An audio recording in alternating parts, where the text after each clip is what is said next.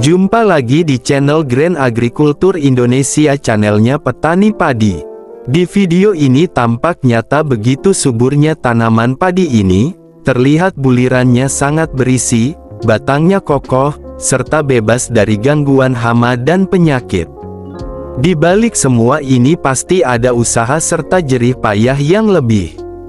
Sebelum memulai video ini, ada sepatah kata atau istilah para petani. Dengan istilah hasil tidak akan mengkhianati usaha. Artinya, di balik hasil yang memuaskan tentunya ada usaha yang lebih. Ada usaha yang beda dari yang lain.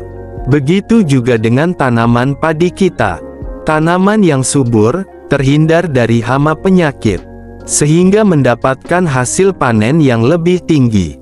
Tentunya tidak didapat begitu saja. Ada usaha yang lebih saat perawatan dan pemeliharaannya, mulai dari awal tanam hingga panen. Di video kali ini, akan saya ungkap apa saja yang harus kita lakukan, dan hal apa saja yang harus diberikan terhadap tanaman padi agar hasil lebih subur dari biasanya, sehingga bisa mencapai hasil panen yang lebih tinggi dari biasanya. Simak video ini sampai selesai untuk mendapatkan informasi yang lengkap. Namun sebelum lanjut pembahasan, jangan lupa like, komen dan subscribe channel ini. Oke, mari kita kembali ke pembahasannya.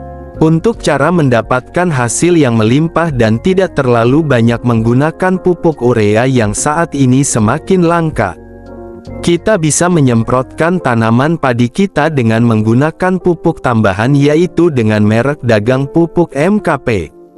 Pupuk MKP, jika diaplikasikan dalam waktu dan dosis yang tepat, dapat meningkatkan hasil panen kita, baik dari kualitas maupun kuantitas.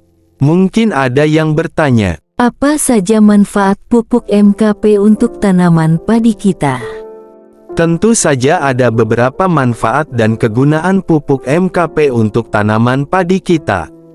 Manfaatnya yaitu dapat merangsang pertumbuhan akar tanaman padi, merangsang pembungaan dan pembuahan, mencegah kerontokan bunga dan gabah, berperan penting dalam pembentukan bunga, buah, dan biji, lalu dapat memperkuat batang tanaman padi kita, serta meningkatkan ketahanan tanaman padi terhadap penyakit, dan berperan dalam pengisian bulir padi atau gabah. Dan manfaat MKP untuk padi kita yaitu meningkatkan bobot gabah, atau meningkatkan kuantitas dan kualitas gabah kita. Ternyata banyak banget manfaat pupuk MKP untuk tanaman padi kita. Lalu kalau ada yang bertanya lagi, kapan waktu aplikasi dan cara penggunaan pupuk MKP pada tanaman padi kita? Pupuk MKP ini dapat diaplikasikan dengan berbagai metode, yaitu ditaburkan, dikocor, atau disemprotkan. Namun kalau untuk tanaman padi, pupuk MKP lebih efektif apabila diaplikasikan dengan cara disemprotkan. Lalu berapakah dosis pupuk MKP ini untuk tanaman padi kita?